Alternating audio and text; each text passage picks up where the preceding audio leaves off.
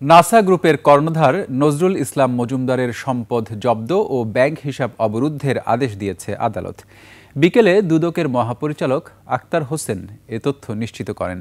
এছাড়াও বীমা উন্নয়ন ও নিয়ন্ত্রণ কর্তৃপক্ষের চেয়ারম্যান ও তার স্ত্রীর বিরুদ্ধে মামলা করেছে দুদক। বিস্তারিত সুমাইয়া খানের রিপোর্টে। নায়াসিনামাইড ও স্যালিসাইলিক সমৃদ্ধ লিলি ফেস ওয়াশ যা ফেসের ডেড স্কিন সেল দূর করে দেয় দ্বিগুণ ফাস্টার ব্রাইটেনিং। নাসা গ্রুপের চেয়ারম্যান নজরুল ইসলাম মজুমদারের রাজধানী পূর্বাঞ্চলের জলসিঁড়ি আবাসিক প্রকল্পের ১৬২ কাঠার প্লট সহ ৫৩ দলিলের জমি জব্দ ও ৩টি ব্যাংক হিসাব অবরুদ্ধের আদেশ দিয়েছেন আদালত। এসব সম্পদের আনুমানিক মূল্য ধরা হয়েছে ১৮০,৩৭,৮৮,০০০ টাকা। এছাড়াও ৩টি ব্যাংক হিসেবে ২,২,০০,০০০ টাকা আছে।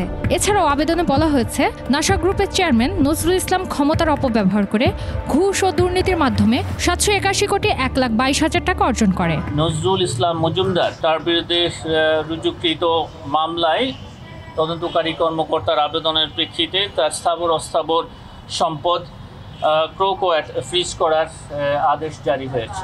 এদিকে বীমা উন্নয়ন ও নিয়ন্ত্রণ কর্তৃপক্ষের চেয়ারম্যান মোশাররফ হোসেন ও তার স্ত্রী জান্নাতুল মাওয়ার বিরুদ্ধে ১৫ কোটি টাকার অবৈধ সম্পদ পাওয়ায় মামলা করেছে দুর্নীতি দমন কমিশন। তিনি ও তার স্বামী ডক্টর এম মোশাররফ হোসেন তাদের দুজনের বিরুদ্ধে দুর্নীতি দমন কমিশন আইন ২০০৪ এবং দণ্ডবিধির সংশ্লিষ্ট ধারায় আরও একটি মামলা রুজুর সিদ্ধান্ত গৃহীত হয়েছে। সুমাইয়া খান, ২১ টেলিভিশন, ঢাকা।